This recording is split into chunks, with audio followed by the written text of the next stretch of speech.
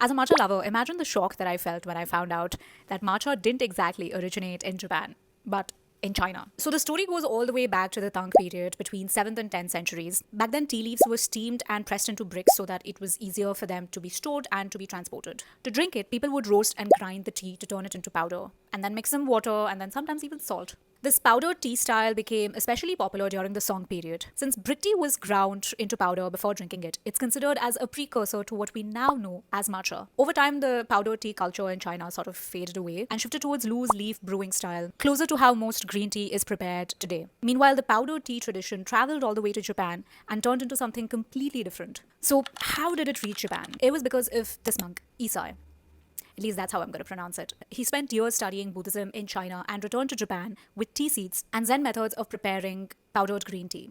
The tea seeds that he brought back was believed to be the highest quality tea produced in Japan. He planted them on temple grounds in Kyoto and wrote a book called Kisa Yojoki, which is the Book of Tea, where he documented tea cultivation and its health benefits. He shared this knowledge with the Zen monks and also introduced it to the shoguns, helping spread tea culture in Japan. The Zen practitioners then refined how the tea was grown and prepared. They developed shaded cultivation for the tea plants, producing what we now call as tencha, which boosts flavor, color, nutrients, and eventually becomes matcha.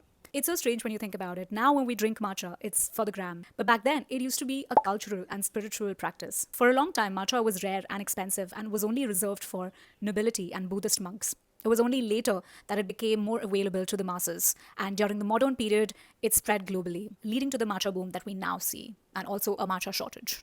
So yes, powdered tea began in China, but matcha as a cultural practice, preparation method, and ceremonial tradition was shaped and refined in Japan, which is why it's fair to call matcha as a distinctly Japanese cultural heritage.